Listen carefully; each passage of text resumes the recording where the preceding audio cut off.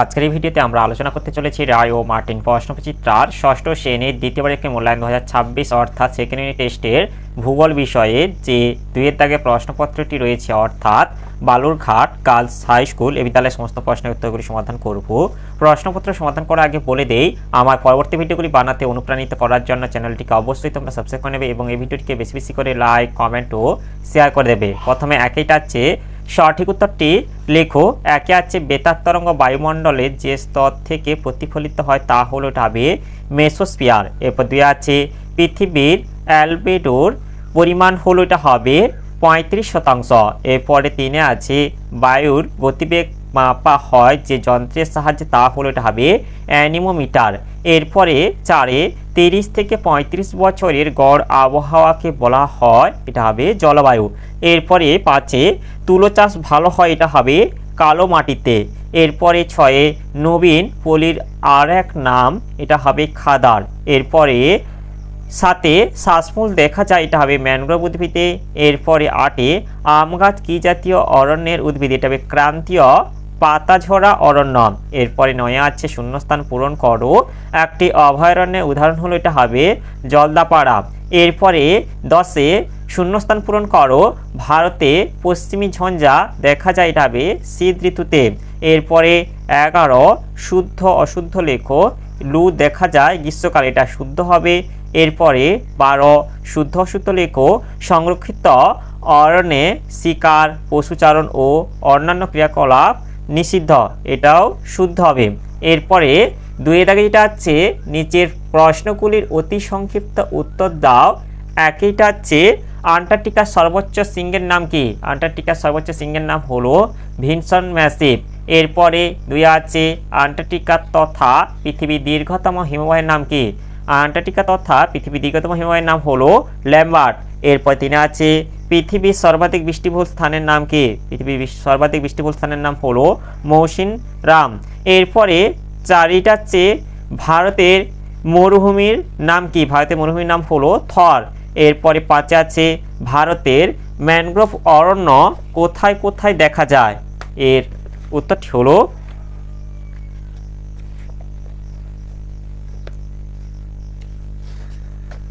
এই যে ভারতে ম্যানগ্রোভ অরণ্যের অবস্থান, এক হচ্ছে পশ্চিমবঙ্গের গঙ্গা নদীর বদ্বীপ অঞ্চল, দুই হচ্ছে ওড়িশার চিল্কা উপহ্রদ ও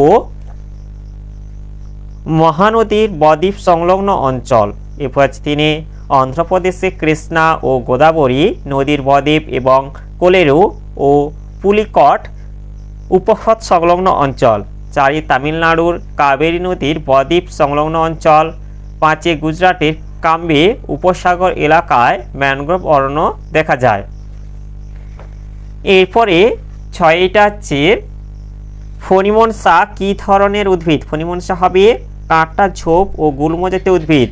এরপরে সাথে ম্যালেরিয়ার ওষুধ কুইনাইন কোন গাছ থেকে তৈরি হয়? এটা হবে সিংকোনা গাছ থেকে। এরপরে আটে রেসাপিন কোন গাছ থেকে তৈরি হয়? এটা হবে সর্পগন্ধা। এরপর নয়ে ক্ষুদ্রতম মহাদেশের নাম কি? এটা হবে ওশিয়ানিয়া। এরপরে 10টা হচ্ছে কোন অসুখ সারাতে তুলসী পাতা খাওয়া হয়? এর উত্তরটি হলো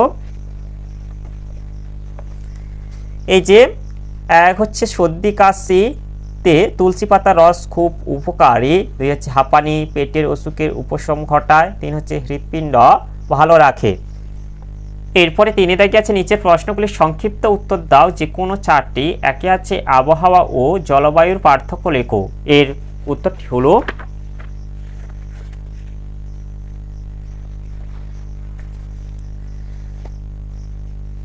আবহাওয়া জলবায়ু বৈশিষ্ট্য। প্রথমে একটা আছে সংজ্ঞা। কোনো নির্দিষ্ট স্থানে নির্দিষ্ট সময়ের বায়ুর উষ্ণতা, চাপ, আর্দ্রতা, বায়ুপ্রবাহ, মেঘাচ্ছন্নতা, বৃষ্টিপাত ইত্যাদিকে আবহাওয়া বলে। এরপর আছে জলবায়ু। কোনো অঞ্চলের কমপক্ষে 30 থেকে 35 বছরের আবহাওয়ার গড় অবস্থাকে জলবায়ু বলে। এরপর হচ্ছে দুয়ে স্থান। আবহাওয়া স্বল্প পরিসর স্থানের বায়ুমণ্ডলীয় অবস্থা। জলবায়ু বিশাল অঞ্চলের আবহাওয়ার গড় অবস্থা। এরপর আছে তিনি সময়। আবহাওয়া বায়ুমণ্ডলের সাময়িক অবস্থা। জলবায়ু বায়ুমণ্ডলের দীর্ঘকালীন অবস্থা। এরপরে আছে চারে পরিবর্তন। আবহাওয়া প্রতিদিন বা প্রতি ঘন্টায় বদলাতে পারে, জলবায়ু সহজে পরিবর্তন হয় না। এরপরে পাঁচটা হচ্ছে প্রভাব, তবে মানুষের দৈনন্দিন কাজে আবহাওয়ার প্রভাব গুরুত্বপূর্ণ, তবে কোনো অঞ্চলে স্বাভাবিক উদ্ভিদ ও প্রাণী জগতের উপর জলবায়ুর প্রভাব অপরিসীম। এরপরে আছে দুয়ে, ইনসুলেশন কাকে বলে? এর উত্তরটি হলো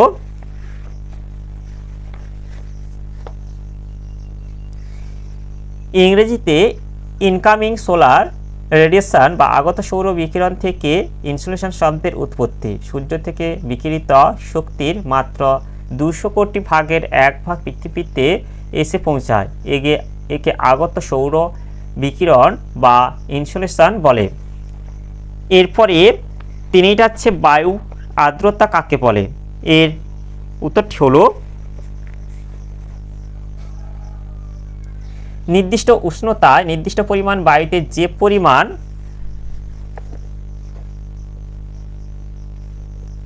জলীয় বাষ্প থাকে তাকে ওই বায়ুর আর্দ্রতা বলে। এরপরে চারিটা হচ্ছে ল্যাটেরাইট মাটি সম্পর্কে যা জানো লেখো। এর উত্তরটি হলো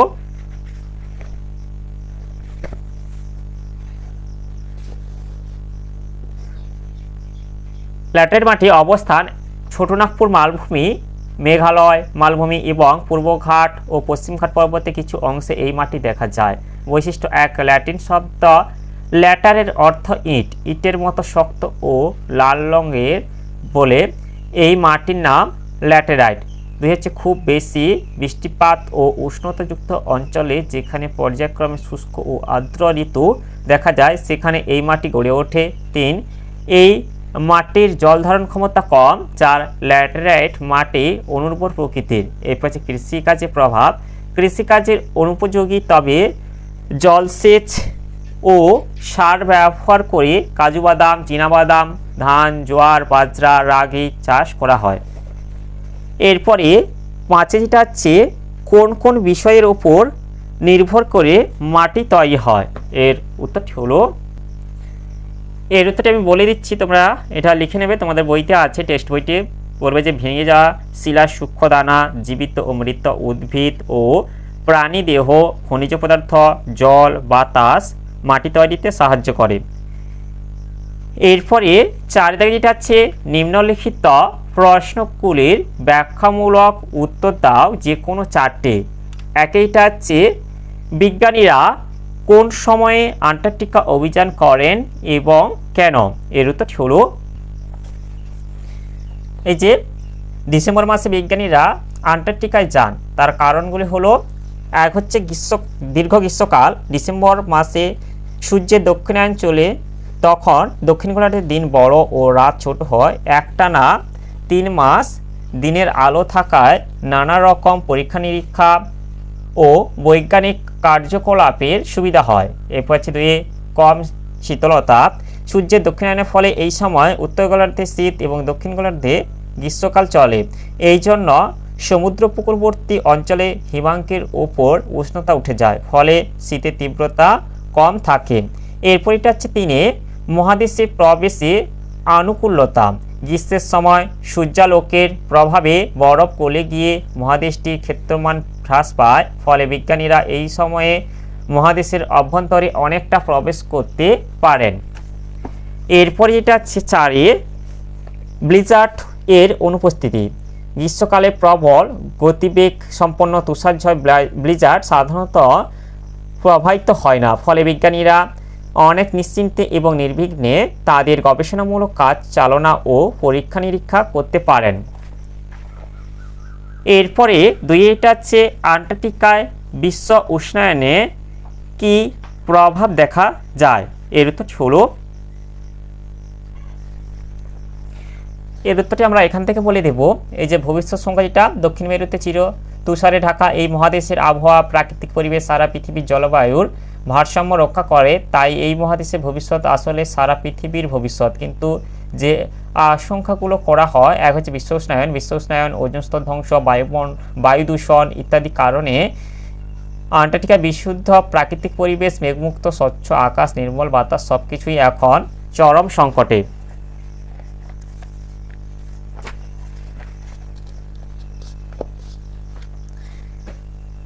এই যেটা এক হচ্ছে ক্ষেত্রমান হ্রাস, প্রতিদিন একটু একটু করে গলে যাচ্ছে বরফ, কমে যাচ্ছে মহাদেশের আয়তন। এরপর হচ্ছে প্রাণীদের অস্তিত্ব সংকট, ধীরে ধীরে উষ্ণতা বৃদ্ধির কারণে ক্রেল, পেঙ্গুইন, সেল প্রভৃতি প্রাণীদের সংখ্যা কমছে, নষ্ট হচ্ছে আন্টার্কটিকার প্রাকৃতিক ভারসাম্য।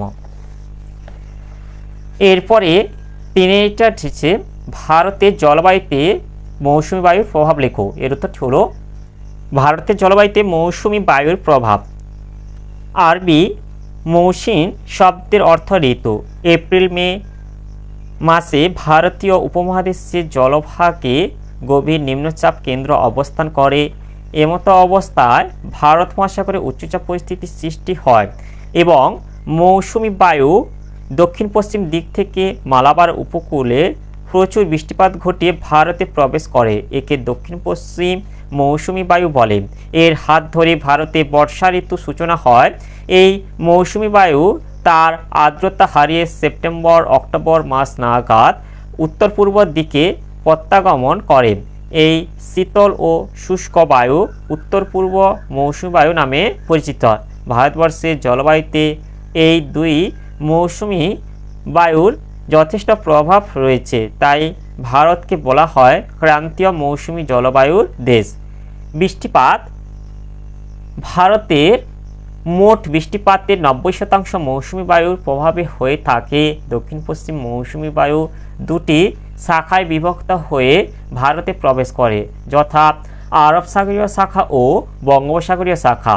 আরব সাগরীয় শাখা পশ্চিমঘাট পর্বতে ধাক্কা পেয়ে মালাবার উপকূলে এবং বঙ্গোপসাগরীয় শাখা গারো, খাসি, জয়ন্তিয়া পাহাড়ে ধাক্কা পেয়ে ওই অঞ্চলে প্রচুর বৃষ্টিপাত ঘটায়। যেমন মেঘালয়ের মৌসিনরামে পৃথিবীর সবথেকে বেশি বৃষ্টিপাত হয়।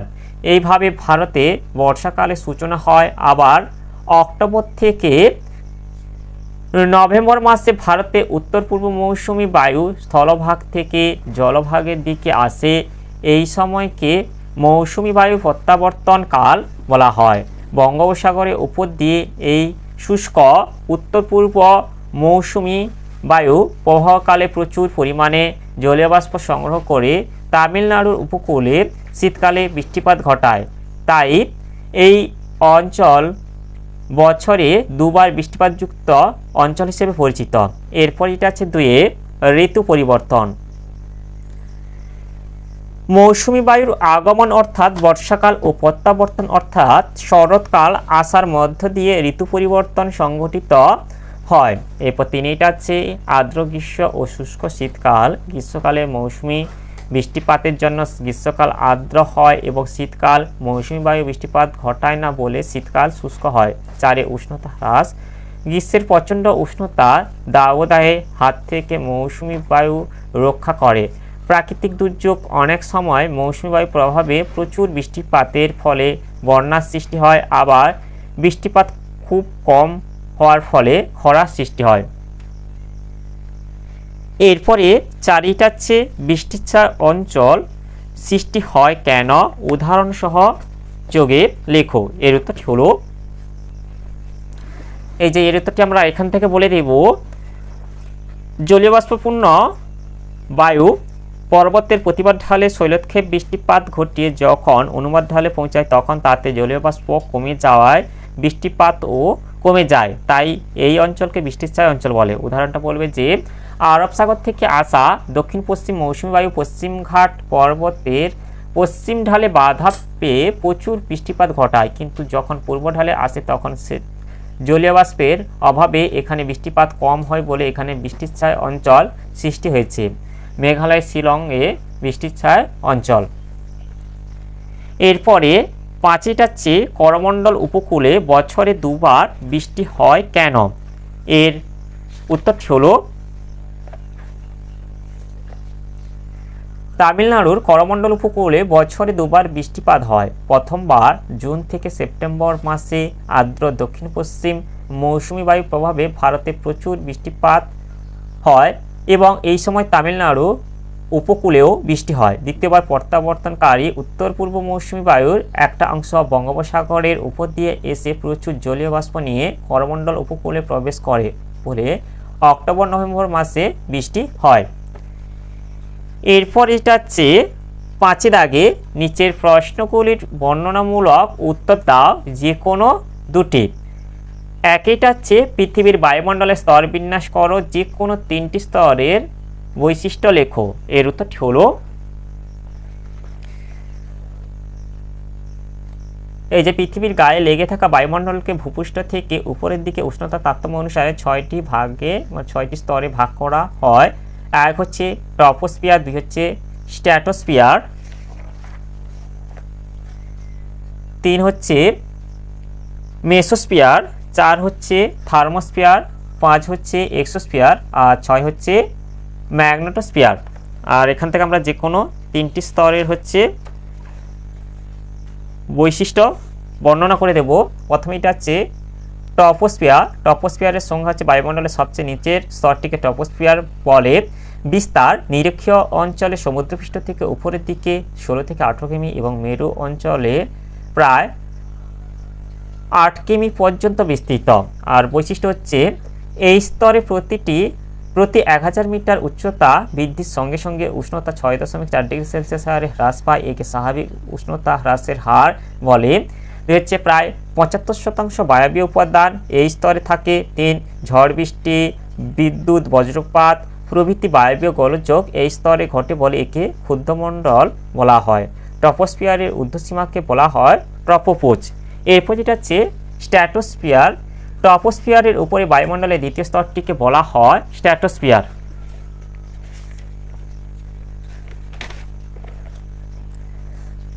বিস্তার ট্রপোপোজ থেকে উপরে 50 কিমি পর্যন্ত এই স্তরটি বিস্তৃত। বৈশিষ্ট্য এক হচ্ছে এই স্তরে উচ্চতা বৃদ্ধির সঙ্গে সঙ্গে উষ্ণতা বৃদ্ধি পায়। এই স্তরে 20 থেকে 25 কিমি উচ্চতায় থাকা ওজোন স্তর ক্ষতিকারক অতিবেগুনি রশ্মি শোষণ করে। এখানে মেঘ, বায়ুপ্রবাহ, ঝড়, বৃষ্টি দেখা যায় না, তাই একে শান্তমণ্ডল বলা হয়। এই কারণে বিমানগুলি এই স্তর দিয়ে চলাচল করে। এরপর চারিটা আছে স্ট্র্যাটোস্ফিয়ারের ঊর্ধ্বসীমাকে স্ট্র্যাটোপোজ বলে। এরপর যেটা হচ্ছে মেসোস্ফিয়ার। সংজ্ঞা স্ট্র্যাটোস্ফিয়ারের উপরে বায়ুমণ্ডলের তৃতীয় স্তরটিকে বলা হয় মেসোস্ফিয়ার।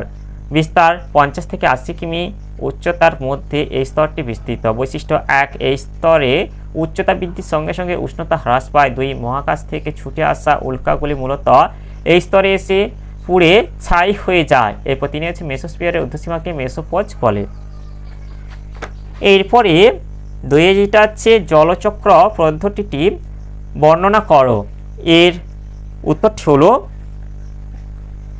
যে চক্রাকার পথে কঠিন, তরল ও বাষ্পীয় এই 3 অবস্থার পরিবর্তনের মাধ্যমে পৃথিবীতে জলের ভারসাম্য বজায় থাকে তাকে জলচক্র বলে। বর্ণনা সূর্যতাপের নদ নদী, জলাশয়, সাগর, মহাসাগর থেকে জল বাষ্প হয়ে বাতাসে মিশে বায়ুতে জলীয় বাষ্প যুক্ত হলে বাতাস আর্দ্র ও হালকা হয়ে পড়ে। হালকা আর্দ্র বায়ু সহজেই ওপরের দিকে উঠে যায়। ওপরের বায়ুর উষ্ণতা কম হওয়ায় জলীয় বাষ্প শীতল হয়ে পড়ে। ঘনীভবন প্রক্রিয়ায় ধূলিকণাকে আশ্রয় করে ছোট ছোট জলকণা বা তুষারকণায় পরিণত হয়। এগুলি একত্রিত হয়ে মেঘরূপে আকাশে ভেসে বেড়ায়। এই কণাগুলি একে অপরের সঙ্গে যুক্ত হয়ে বড় হলে তা মাধ্যাকর্ষণ শক্তির টানে পৃথিবীতে বা বৃষ্টি বা তুষার রূপে ঝরে পড়ে। এই বৃষ্টি জল প্রত্যক্ষ বা পরোক্ষভাবে নদী, জলাশয়, সাগর, মহাসাগরে ফিরে আসে এবং আবার তা সূর্যের তাপে বাষ্প হয়ে উপরে উঠে যায়। এভাবে জল কখনো মেঘ, কখনো বৃষ্টি, আবার কখনো কঠিন তুষাররূপে আকাশ আর পৃথিবীর মধ্যে ক্রমাগত ঘুরে চলেছে। জলের এই চক্রাকার আবর্তনই জলচক্র নামে পরিচিত। আর এই যে এই চিত্রটা তোমরা এর সঙ্গে অঙ্কন করে দেবে, চিত্রটা ভালোভাবে দেখে নাও। এরপরে 3 হচ্ছে বিশ্ব উষ্ণায়ন কি, পরিবেশের উপর এর প্রভাব লেখো। এর উত্তরটি হলো বিশ্ব উষ্ণায়ন শিল্প কারখানা এবং যানবাহন থেকে নির্গত বিষাক্ত গ্যাসগুলি পৃথিবীর চারদিকে এমন এক আবরণ তৈরি করে যাতে পৃথিবী থেকে বেরিয়ে যাওয়া তাপ আটকে পড়ে। দিনের পর দিন এই তাপ জমতে জমতে পৃথিবীর গড় তাপমাত্রা বেড়েই চলেছে, একে বিশ্ব উষ্ণায়ন বলে। এরপর এটা হচ্ছে পরিবেশের উপরের প্রভাব। এর উত্তরটি হলো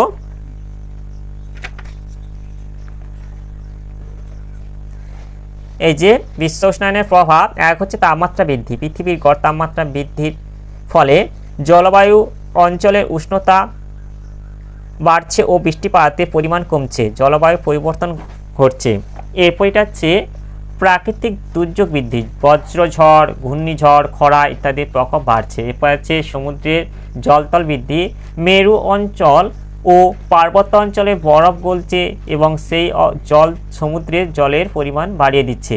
এরপর চারে যাচ্ছে বন্যার প্রকোপ বৃদ্ধি, সমুদ্র জলের পরিমাণ বাড়ায় উপকূল অঞ্চলে বন্যার সম্ভাবনা বাড়ছে। এরপর এটা হচ্ছে জীববৈচিত্র্য ধ্বংস, বিভিন্ন বিরল প্রজাতির উদ্ভিদ প্রাণী পৃথিবীর বুক থেকে হারিয়ে যাচ্ছে, জীববৈচিত্র্য ধ্বংস হচ্ছে। এরপর আছে মরুভূমি প্রসার বৃদ্ধি, মরুভূমি তার চারপাশে প্রসার লাভ করছে। এরপর আছে দুর্যোগের সুদূর প্রসারী ফলাফল, শস্যহানি, দুর্ভিক্ষ, মহামারী হওয়ার সম্ভাবনা বৃদ্ধি পাচ্ছে।